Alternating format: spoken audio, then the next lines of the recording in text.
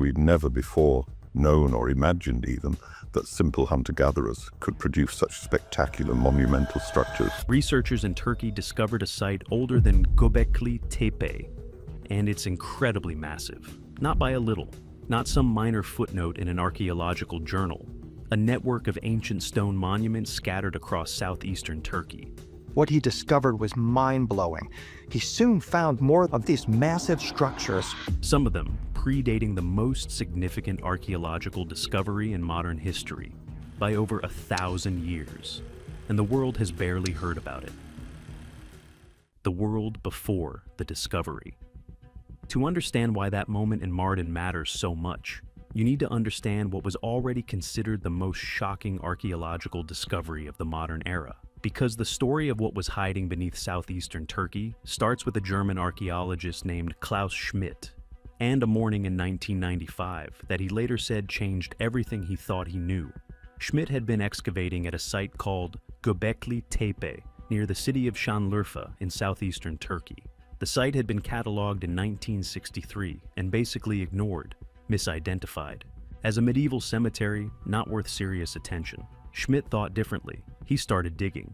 Here's what he found: massive T-shaped stone pillars, some weighing up to 20 tons, arranged in precise circular enclosures and covered in intricate carvings. Snakes, foxes, vultures, bulls, scorpions, and abstract geometric patterns rendered with a skill that shouldn't have existed yet.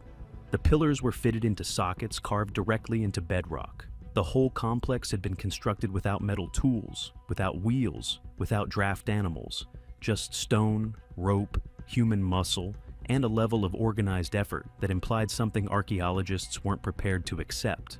But here's the catch. When radiocarbon dating came back on the oldest layers at Göbekli Tepe, the number it returned was 11,600 years, dating to around 9,600 BCE. That's not just old, that's before agriculture, before permanent settlements, before any of the social structures that conventional history said were necessary preconditions for building something like this. Schmidt stood in front of what he was looking at and reportedly told his team, "We've been wrong about everything." He called it a cathedral on a hill, built by people we thought were primitives. The academic world was shaken to its foundation. For over 2 decades, Göbekli Tepe stood alone, the oldest monumental structure ever found. An anomaly so extreme it had no context, no peer sites, no cultural network, nothing that explained where it came from or what it was part of. Archaeologists argued about it endlessly. Some accepted it as proof that human cognitive capacity had been systematically underestimated. Others kept waiting for some reinterpretation that would make it less impossible. And get this, they were both wrong.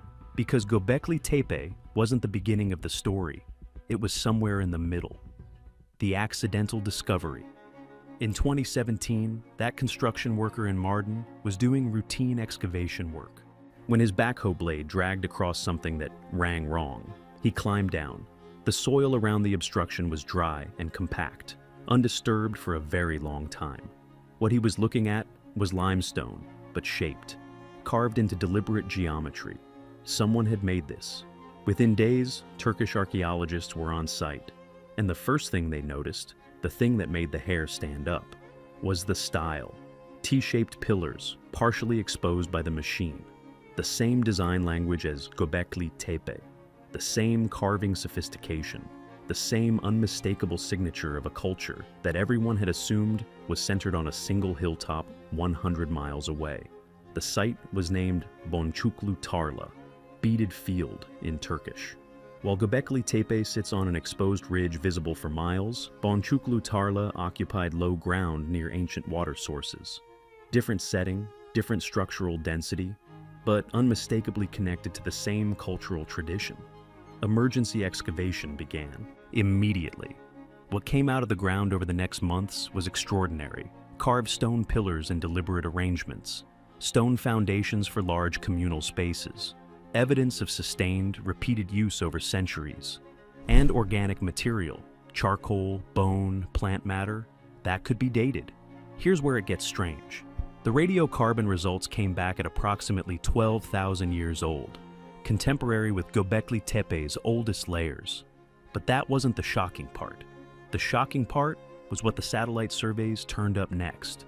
Archaeologists began scanning the broader region using ground-penetrating radar and satellite imagery. And what they found wasn't one site, wasn't two. Within the landscape of southeastern Turkey, a whole network of ancient monuments began to emerge. Structures buried under agricultural fields, under grazing land, under soil that hadn't been disturbed in millennia, all showing similar characteristics, all apparently connected to the same cultural tradition. The Turkish government launched a formal initiative called the Taş Tepeler Project, Stone Hills, to catalog and excavate what was quickly becoming clear was not an isolated curiosity, but a civilization.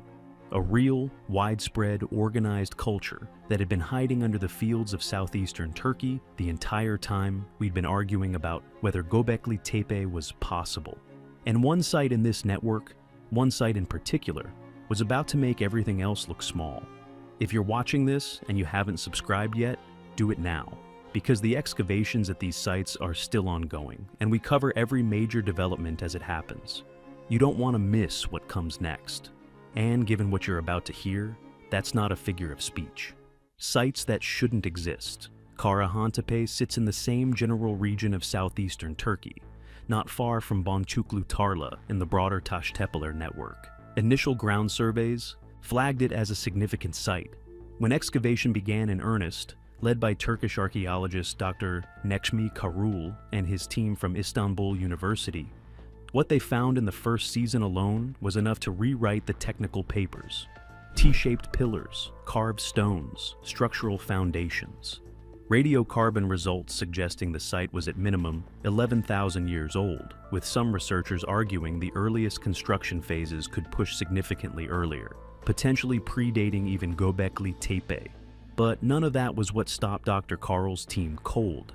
Here's the catch. Buried beneath the surface at Karahan Tepe was a chamber, cut directly into bedrock, and what was inside it was unlike anything ever found at Göbekli Tepe, unlike anything found at any comparable prehistoric site, anywhere in the world. The faces in the stone. Let me describe this properly, because this moment deserves your full attention. The chamber at Karahan Tepe is not large by the standards of later architecture, but it was cut from the living rock with precision, its walls formed by the bedrock itself, its floor shaped and leveled. When Dr. Karul's excavation team first broke into the upper edge of the space, carefully, methodically, brushing back layers of deliberately deposited fill, they were working in the filtered light of late afternoon, the kind of oblique light that makes shadows fall hard across carved surfaces. And then the first face appeared. Not a relief, not a symbol.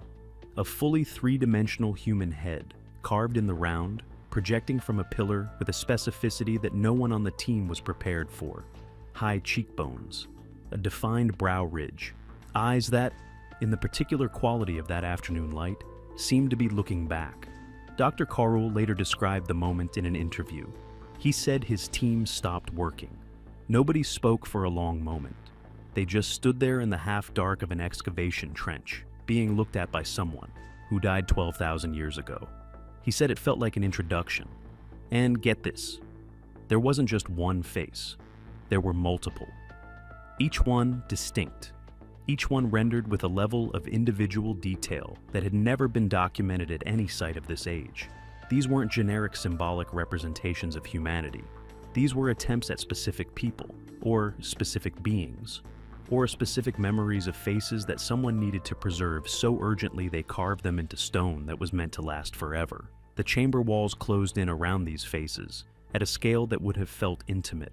Not a grand public hall, but a contained space, almost like a room in a house, except that it was hewn from bedrock and filled with the most technically accomplished portraiture of the prehistoric world. Researchers working the site in subsequent seasons found that the pillars bearing these faces were arranged in a way that suggested deliberate sight lines. That standing in certain positions within the chamber, you would be facing multiple carved faces simultaneously, surrounded by them, enclosed within a community of stone figures that had been waiting in darkness for 12 millennia. Here's where it gets strange. At Göbekli Tepe, the famous T-shaped pillars are largely abstract. The T-shape itself is understood to represent a stylized human form. Shoulders, neck, head, But without facial features, without individual identity, the shift at Karahan Tepe from abstraction to portraiture is not a minor stylistic variation. It is a fundamental change in intent. Abstract representation says, here is the idea of a human. Portrait representation says, here is this human. Here is this specific individual or this specific being whose face I needed you to see. Someone 12,000 years ago was thinking about individual identity, about specific people, about memory and preservation and the terror of being forgotten. They carved faces into stone and sealed them in a chamber underground, and whatever their reason, ritual, memorial, cosmological, the emotional drive behind it is one we recognize completely. But here's what nobody expected. The sophistication of the chamber, the precision of the carving, the intentionality of the layout, the sheer technical achievement involved, doesn't look like a culture learning to do something for the first time. It looks like a culture that has been doing something like this for a very long time, which raises the question that keeps archaeologists awake. What came before Karahan Tepe? What they were actually capable of? Set aside the carved faces for a moment. Set aside the emotional weight of the chamber, and just look at the engineering. The pillars at Karahan Tepe and across the Tash Tepeler network were carved from single pieces of limestone. That process alone required specialized geological knowledge, the ability to identify which stone could be safely quarried without fracturing, which required generations of accumulated practice to develop. Once quarried, these stones, some weighing multiple tons, had to be transported to the site and erected into precisely prepared sockets cut into bedrock. And get this, all of that was done with stone tools. No metal, no wheels, no draft animals. The level of organizational sophistication required for this is not compatible with the old model of small, mobile hunter-gatherer bands. Someone was directing this work, making decisions about design, coordinating specialized labor groups, ensuring the project continued to completion over what must have been months or years. Someone was managing a food supply capable of feeding workers who weren't hunting or gathering during construction periods. Someone was maintaining a symbolic vocabulary consistent enough across hundreds of miles to produce the same animal imagery, the same T-shaped pillar form, the same deliberate burial practices at site after site after site. Here's the catch. The same animals keep appearing. Snakes, foxes, vultures, bulls, scorpions. Not randomly scattered, but in specific combinations and positions that suggest narrative, myth, cosmology. Some researchers have proposed the animal imagery encodes astronomical knowledge, that the creatures on these pillars are constellations, and that the monuments served as observatories preserving celestial calendars in stone. Others argue the animals are totemic, representing different clans or kinship groups who gathered at these sites. What everyone agrees on is that this is a shared visual language, a symbolic vocabulary maintained across a wide geographic area and multiple centuries of use. That is not what primitive people do. So here's the deal. The old model, small bands, minimal social organization, no capacity for long-term planning, is not just incomplete, it's wrong. These people were engineers, they were artists, they were theologians or the equivalent of theologians in a world that hadn't invented the category yet. And they were doing all of this before agriculture, before cities, before any of the developments that conventional history said were prerequisites for exactly this kind of sophistication. A culture, not just a site. Here's what the Tash Tepeler project has definitively established. Göbekli Tepe was never an anomaly. It was a node, a single expression of a culture that was far more widespread, far more organized, and far more consistent than anyone imagined. The sites in this network, Göbekli Tarla, Karahan Tepe, and at least a dozen others flagged through satellite survey, are each distinct. Different sizes, different structural configurations, possibly different functions or different phases of the same long cultural tradition. But they are connected by the T-shaped pillar form, by the animal imagery, by the construction techniques, and by one more practice that runs across virtually every major site in the network. They were all deliberately buried, just as Göbekli Tepe was carefully filled with soil and sealed around 8000 BCE, ending its active use but preserving it almost perfectly. Göbekli Tarla and Karahan Tepe show the same treatment. Not abandoned, not left to decay. Closed with intention, covered methodically, stone by stone, fill by fill, until the site was sealed beneath the earth. And get this, the burial at Göbekli Tepe is meticulous enough that archaeologists can tell it was done by people who knew exactly what they were doing. The infill material was brought in from elsewhere. The pillars were left standing. The structures were preserved, not demolished. This was not destruction. It was interment. Why would a culture spend centuries building monuments and then bury them? That question has no clean answer. The most unsettling interpretation is that the builders knew something was ending, that the world they had built their rituals around was changing in ways they couldn't stop. And they chose to seal their most sacred spaces rather than let them fall into neglect or be repurposed by whoever came next. A civilization archiving itself, trusting that the earth would hold what time might not. Whatever the reason, the effect was preservation. And that preservation is why we can still read what they left behind, which is more than we know how to interpret yet. Built during a climate crisis. Here's where it gets strange. If the earliest layers at Karahan Tepe genuinely predate Göbekli Tepe, they place the beginning of this culture during one of the most catastrophic periods of climate disruption in the last 20,000 years. Around 12,900 years ago, a sudden severe cold event, the Younger Dryas, interrupted the gradual warming at the end of the last ice age. Global temperatures dropped sharply within decades. Ecosystems that had been recovering from glaciation were destabilized almost overnight in geological terms. Megafauna, that hunter-gatherer. Populations had depended on for generations, either migrated or went extinct. And as the Younger Dryas eventually ended and warming resumed around 11,700 years ago, glaciers began melting at scale, raising sea levels dramatically and inundating millions of square miles of coastline that had been inhabited, productive land. The traditional interpretation says these stresses eventually forced the innovation that produced agriculture. Survival pressure drives adaptation. People needed new food sources, so they started cultivating plants. Clean, logical, inevitable. Makes sense. But here's the catch. The southeastern Turkey sites suggest the response was far more complex and far more remarkable than that model allows for. Some populations facing exactly this crisis didn't just survive, they built. They created gathering places that required collective effort on a scale never previously attempted. They developed and maintained a shared symbolic culture across hundreds of miles of difficult terrain. They organized themselves in ways the old model said they shouldn't have been capable of. Why? The theories aren't mutually exclusive, and that matters. 1. Ritual response to crisis.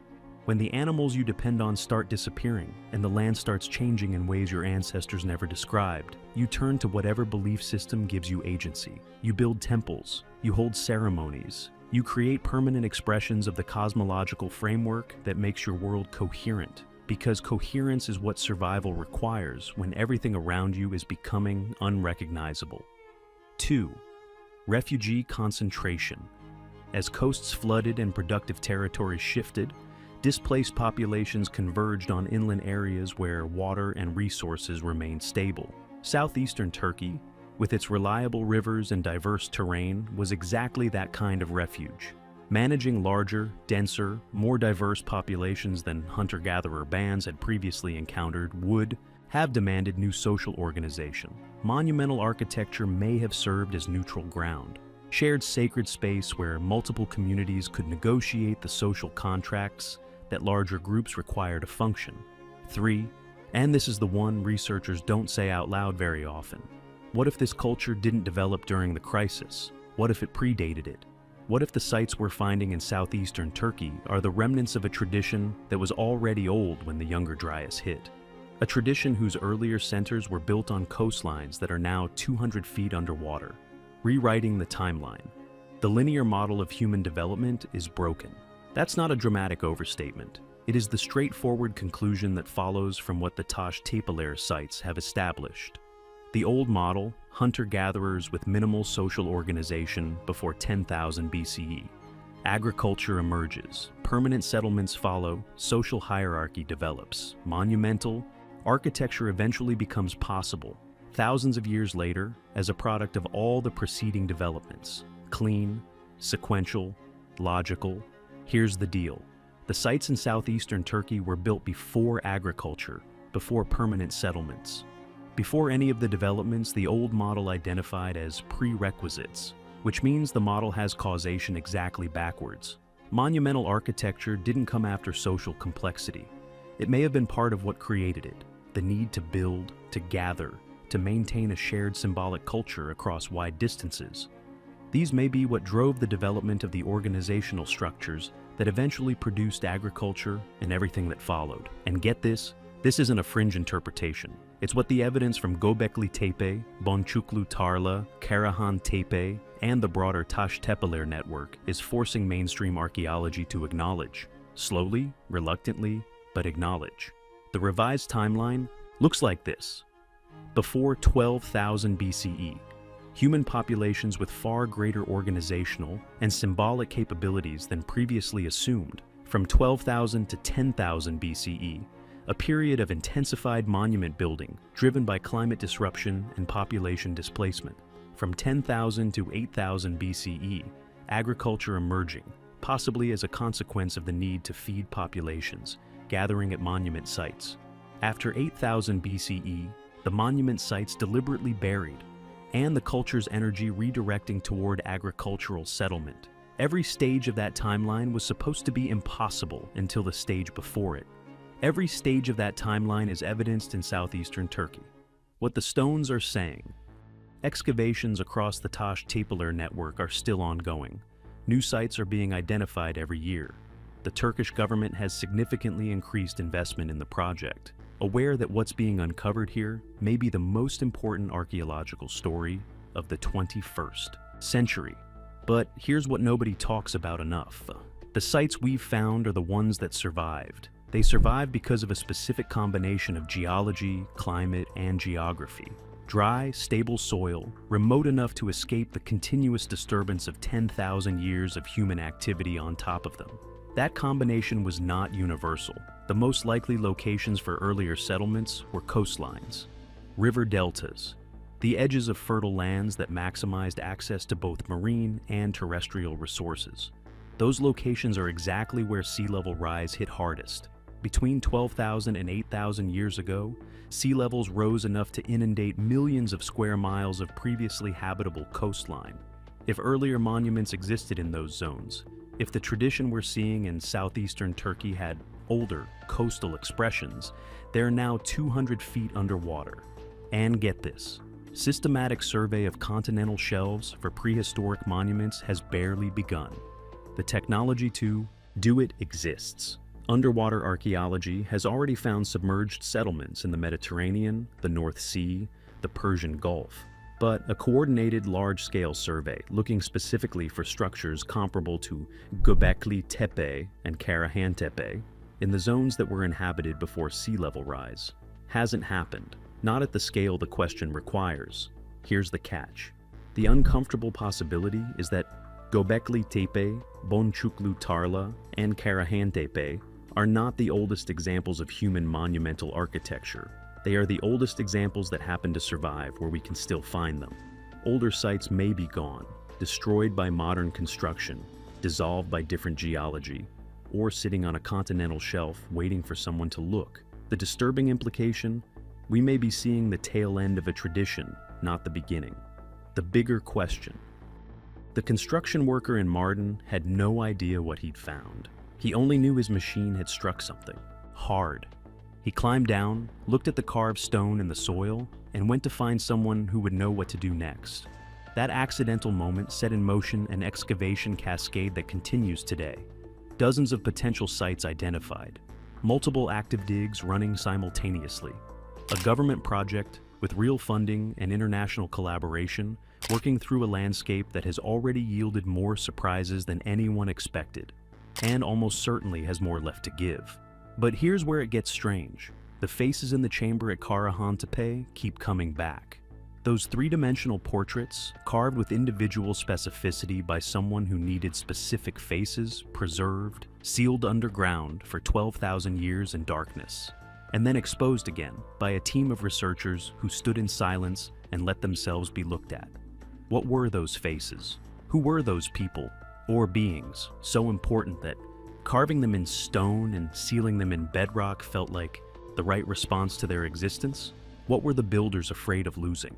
Some researchers have proposed that the animal reliefs across these sites encode astronomical information, celestial calendars in stone, designed to survive the disruption the builders were living through. Others argue the monuments were designed to communicate across time, built by people who knew or feared their culture might not endure, and wanted to leave something that would eventually be found and read by whoever came after. Here's the deal. If that last interpretation is even partially right, then what happened in that chamber in Karahan Tepe when Dr. Karul's team stood in the filtered afternoon light and came face to face with a portrait carved before agriculture existed? Was exactly what someone intended. Not accident, not coincidence, contact. A message sent 12,000 years ago through the medium of stone and darkness, finally received. The monuments stand in the Turkish countryside, deliberately buried, waiting for exactly the moment they found. And the question they leave behind is the simplest and most profound one in all of human history. If this is what we found by accident, by a backhoe hitting the right patch of ground at the right moment, what else is still buried? How many more faces are down there, waiting in the dark? How much further back does this really go? The answer may be in the next field over. It may be 200 feet underwater on a continental shelf no one has surveyed yet. It may be in a layer beneath Karahan Tepe that the current excavation season hasn't reached. It may be buried under a city that was built on top of it before anyone knew to look. But it's there. We know it's there now, and we are nowhere near done finding it. If this is the kind of history that keeps you up at night, subscribe, because this story is nowhere near over, and you'll want to be here when the next layer comes up.